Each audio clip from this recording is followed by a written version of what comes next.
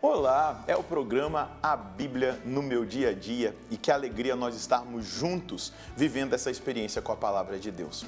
Essa palavra que performa, transforma a nossa vida, nos orienta, essa palavra que move o nosso coração na direção de Deus para vivermos aquilo que Ele deseja que nós vivamos. Você já pode pegar a sua palavra, porque nós estamos numa nova temporada estudando Atos dos Apóstolos.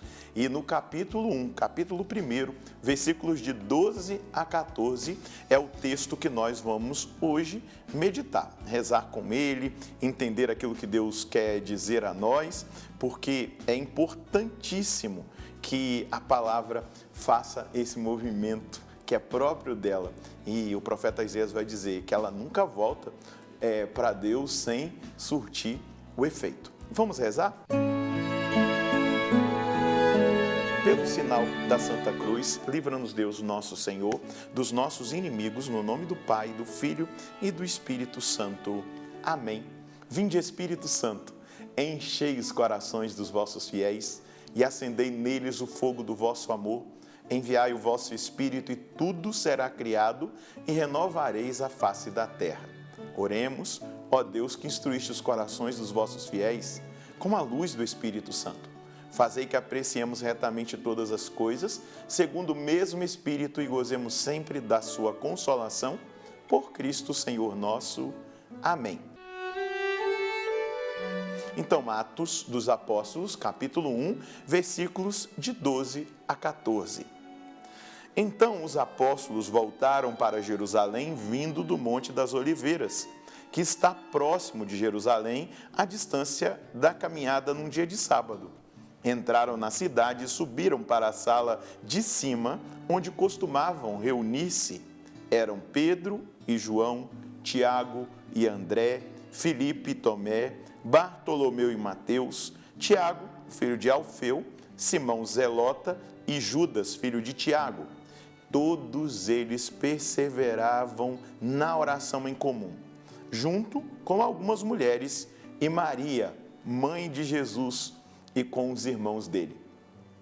Nós, em versículos, tão poucos como os que agora nós estamos meditando, os versículos 12, 13 e 14, temos uma riqueza tão grande, porque assim é a palavra de Deus. Ela enriquece a nossa vida. Quem escreveu os Atos dos Apóstolos foi o evangelista São Lucas. Ele que, na segunda viagem missionária de Paulo, está com o apóstolo Paulo, e a gente vai percebendo, na escrita dos Atos, que Lucas se coloca como participante, daquilo que acontece na realidade do testemunho que ele traz sobre os inícios da igreja, sobre a era apostólica, sobre o avanço da evangelização, principalmente focando os apóstolos Pedro e Paulo. E o que nós recebemos da parte da revelação de Deus nesses versículos? Olha só, eles voltaram para Jerusalém, vindo do Monte das Oliveiras, que estava próximo de Jerusalém, à distância da caminhada de um dia de sábado, mais ou menos 1,2 km, a medida, quando se refere àquilo que se podia andar no dia de sábado, 1000 passos. E a gente vai perceber exatamente que eles estavam ali próximos.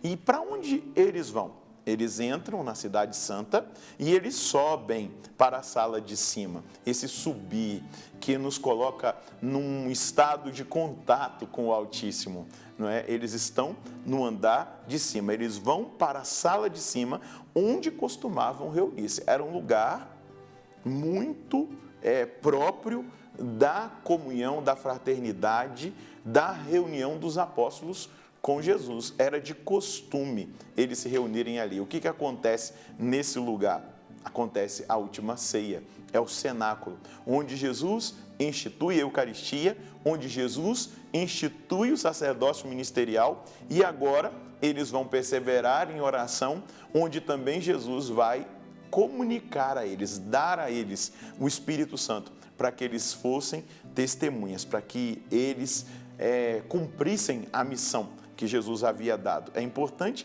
nós percebermos isso. E ficaram ali quem eram eles? Pedro, João, Tiago, André, Filipe, os apóstolos, aqueles que Jesus havia chamado. Claro, salvaguardando aqui a ausência de Judas Iscariotes, que havia morrido, suicidado, não é? Então, os apóstolos precisavam estar ali para experimentarem o cumprimento da promessa. E depois, nós vemos o que no versículo 14 vai ser testemunhado por São Lucas e entregue a nós. Todos eles perseveravam na oração em comum, eles rezavam juntos, eles estavam em expectativa, eles viveram a expectativa, junto com algumas mulheres e Maria, a mãe de Jesus. É a última vez que a Virgem Maria aparece no Novo Testamento. Claro, depois o apóstolo São João, lá no Apocalipse, vai trazer aquela imagem da mulher no capítulo 12 do Apocalipse. Mas aqui a presença de Maria aparece pela última vez no cenáculo. Isso é importantíssimo para nós, dentro daquilo que é a reflexão que nós precisamos fazer da experiência com o Espírito Santo. Maria é a esposa mística do Espírito Santo. Então, ela está com os apóstolos nessa expectativa. E um outro detalhe, com os irmãos dele. A gente sabe aqui, na linguagem bíblica, que irmãos são os primos, os parentes. E a gente já vê aqui algo extraordinário que a ressurreição promove. Eles já tinham se convertido. Por quê? Até então eles pensavam que Jesus estava ficando louco, né? Com tudo aquilo que Jesus estava fazendo, com todo aquele movimento, com aquele segmento das pessoas, que Jesus que não descansava naqueles 3 anos de ministério público. Mas vamos lá, a mensagem de Deus para nós. O Monsenhor Jonas Abib, nosso pai fundador, vai nos dizer que nem todos os textos bíblicos têm ordem, promessa, tem ali princípio eterno, mas ele tem mensagem de Deus para nós.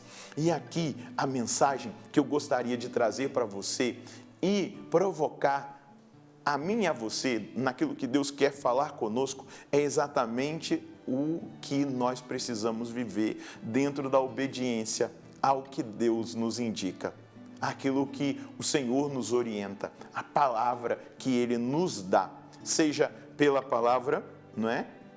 Viva e eficaz, seja pela tradição, seja pelo sagrado magistério. Nós, como filhos e filhas de Deus, precisamos ser filhos e filhas obedientes. Eles obedeceram, eles não tinham noção do que aconteceria, mas Jesus disse, olha, vocês precisam ficar em Jerusalém até que se cumpra a promessa. Jesus não falou que eram 9 dias, Jesus falou que eles tinham que ficar. Eles ficaram lá no cenáculo durante 9 dias, esperando o cumprimento da promessa. É interessante perceber, antes disso, que Jesus preparou, como Jesus ficou 40 dias no deserto, Jesus preparou os seus discípulos, depois da ressurreição, durante 40 dias. A ascensão acontece quando completa-se 40 dias do ressuscitado no meio deles, se apresentando, mostrando, reavivando a fé.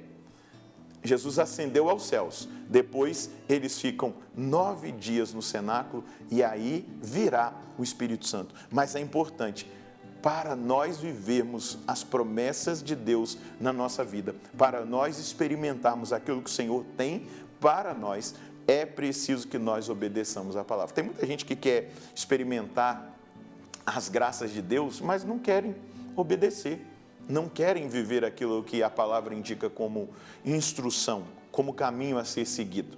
O Evangelho, a palavra de Deus, é a cultura do reino, são os valores do reino que nos são revelados, seja o Antigo Testamento como o Novo Testamento, inteirinho. A tradição da igreja, o magistério, a interpretação da Escritura, nós precisamos obedecer. O fruto da obediência dos apóstolos e ali com a presença maravilhosa da mãe, a Virgem Maria, e dos parentes de Jesus, eles obedecem.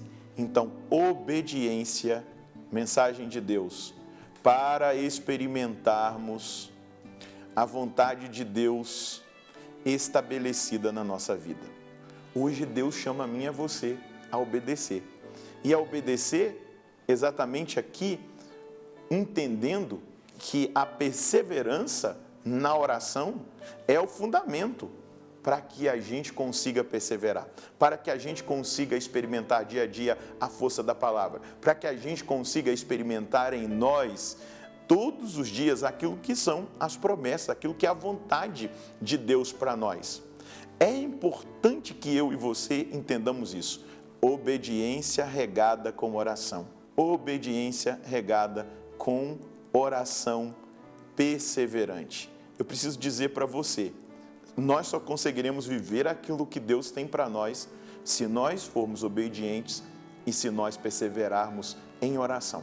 A oração precisa ser algo que, juntamente com a Virgem Maria, nós precisamos convidá-la sempre para a nossa oração, nós precisamos viver constantemente. Eu e você precisamos ser um povo de oração, um povo que obedece e um povo que reza. Dessa forma, quando Jesus voltar, nós estaremos preparados. A palavra nos faz rezar e nos coloca em estado de oração. Senhor, essa palavra que nós acabamos de escutar, ela precisa se tornar concreta e nos levar a uma experiência profunda contigo, que transforma cada momento da nossa história. Senhor, o Senhor foi obediente ao Pai, obediente até a morte e morte de cruz. E essa palavra nos leva a viver uma experiência pelo testemunho dos apóstolos, da Virgem Maria, dos parentes de Jesus, a uma obediência extrema. Eles saíram lá do monte onde o Senhor ascendeu e eles entraram em Jerusalém e ficaram no andar de cima esperando, obedecendo, em esperança, em perseverança de oração, aquilo que o Senhor havia dito. Senhor, muitas vezes nós temos a tendência, a tentação da desobediência. Isso começa lá com os nossos pais, desde a época da nossa infância. Aquela rebeldia da adolescência, isso pode se replicar também no nosso dia a dia, na nossa vida adulta. A tendência e a tentação de desobedecer. Eva, Adão desobedeceram, experimentaram uma morte. A obediência à sua palavra, a obediência às suas instruções, nos faz experimentar vida e vida em abundância.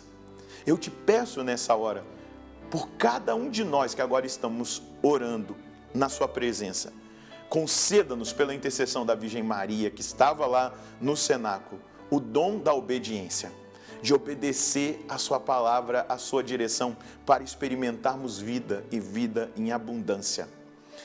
Conceda-nos o dom da oração, para que nós sejamos perseverantes e todos os dias experimentemos aquilo que o Senhor tem para nós.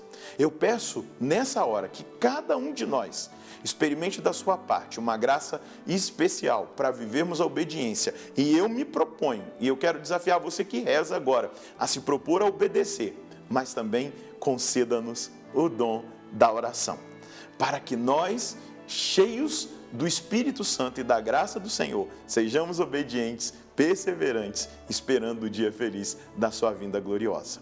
Glória ao Pai, ao Filho e ao Espírito Santo, como era no princípio, agora e sempre. Amém. É uma grande graça, meus irmãos, minhas irmãs, nós ouvirmos, meditarmos a palavra do Senhor, fazermos essa experiência da presença dele que fala hoje, no século 21, conosco, a partir da palavra. E eu quero pedir que nesse momento a bênção de Deus possa se estender até você, a sua família e a sua casa. E eu te espero para o próximo programa. Deus abençoe você no nome do Pai, do Filho e do Espírito Santo.